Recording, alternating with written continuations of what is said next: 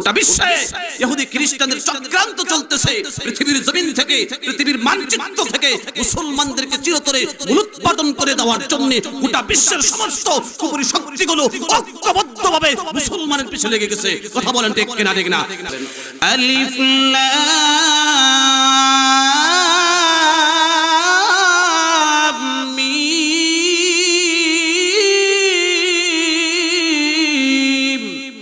আহসিবান নাসু আন ইউতরাকু আন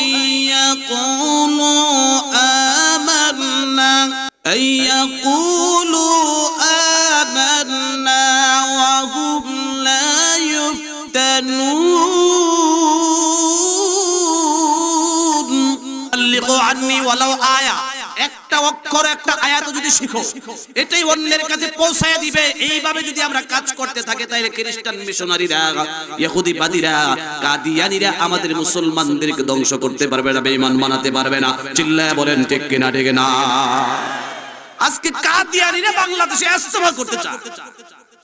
খ্রিস্টান মিশনারিরা বিভিন্ন জায়গায় এমন ভাবে তারা মিশন চালাচ্ছে, মানুষকে গরু দেয়, বকরি দেয়, ছাগল দেয়, টাকা দিয়া বাড়ি ঘর বেঁধে দেয়, লাগাকে সব দিব, তোমরা ঈসাকে নবী মানো। এইভাবে তাদের কার্যক্রম চলছে। গোটা বিশ্বে ইহুদি খ্রিস্টানদের চক্রান্ত চলতেছে।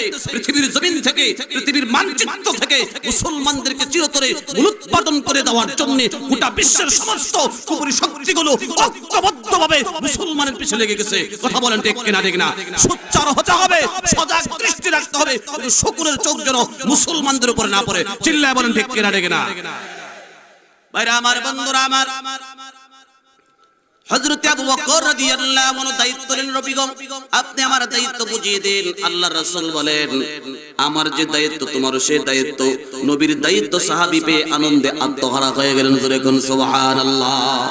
এই দায়িত্ব শুধু আবু বকরের উপরে সীমাবদ্ধ নয়, কিয়ামত পর্যন্ত আনেওয়ালা সমস্ত উম্মতের উপরে রাসূলের দায়িত্ব অব্যাহত থাকবে। আমাদের উপর দায়িত্ব আছে না নাই? হযরত আবু বকর রাতের আধারে, দিনের বেলা মানুষের কাছে কাছে গিয়ে বোঝাতে লাগলেন, কালিমা পড়াতে লাগলেন।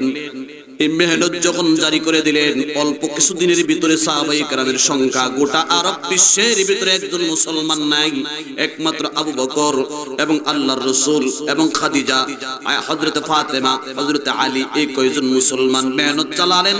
কিছুদিনের ভিতরে মুসলমানের সংখ্যা যখন মোটামুটি 39 জন হয়ে যায়, আবু বকর ডাক দিয়ে বলে, ইয়া রাসূলুল্লাহ, ইয়া হাবিবাল্লাহ, আপনি যদি আমাকে পারমিশন দেন, আমি প্রকাশ্যভাবে একটা কোরআনের মাহফিল করতে চাই। জোরে কোন সুবহানাল্লাহ। মুসলমানের দেশে, বাংলাদেশে কোরআনের মাহফিল করা সহজ, এরপরও কখনো কখনো বন্ধ হয়ে যায়, অনুমতি নাই।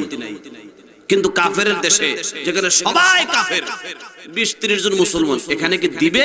চতুর্দিকে হিন্দু, মাঝখানে আপনারা 4-5 জন গরু জব করতেন, আর দিতে ভেঙে গেলেই। কথা কন না? ঠিক কিনা? ঠিক না?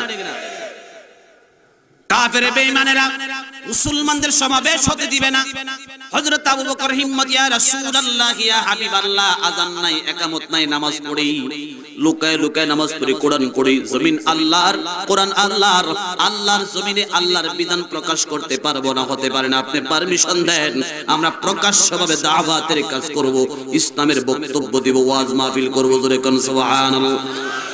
অনুমোদন প্রাপ্ত হয় হযরত আবু বকর 39 জন সাহাবায়ে কেরামকে কাবার আঙ্গিনায় একত্রিত করে সর্বপ্রথম ভাষণ দিলেন, হে আল্লাহর নবীর সাহাবীরা, আমি আবু বকর কালিমা পড়ে মুসলমান হয়েছি, মরতে পারি, জীবন যাইতে পারে, দেহের ভিতরে এক ফোঁটা রক্তের কণিকা থাকা পর্যন্ত আল্লাহর জমিনে কোরআনের পতাকাকে বিলীন হতে দিব না, ইসলামের পতাকাকে দুনিয়ার জমিনে বিলীন হতে দিব না। জোরে কোন আল্লাহু আকবার।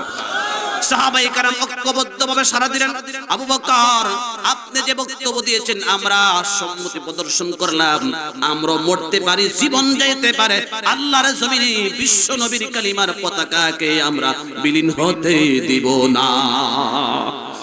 আল্লাহ কই, ইমানদার যদি এত মজবুত ইমানওয়ালা হও, তাহলে ইমানটা একটু পরীক্ষা করে দেখি। ইমানদারের পরীক্ষা আছে না নাই? আল্লাহ তাআলা ঈমান পরীক্ষা করতে লাগলেন। কোরআনুল কারীমে আল্লাহ একাধিক জায়গাতে বলেছেন যারা দুনিয়াতে মুমিন হবে, মুমিনদেরকে আল্লাহ পরীক্ষা না করে কিন্তু জান্নাত দিবে না। হে মুসলমান ঈমানদার, আমরা যারা মুমিন, আমাদের ঈমানকে আল্লাহ জাস্টিফাই করবেন। দুধ যেমন সেকে সেকে খান, টেস্ট করে দেখেন যন্ত্র দিয়া, ঠিক তেমনি ভাবে আল্লাহ তাআলা আমাদের ঈমানকে পরীক্ষা করবে। এক আয়াতে আল্লাহ বলেন আলিফ লাম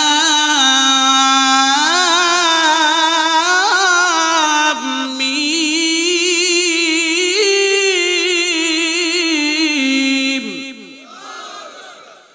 আহাসিবান নাসু আন ইউতরাকু আন ইয়াকুলু আমান্না أن يقولوا آمنا وهم لا يفتنون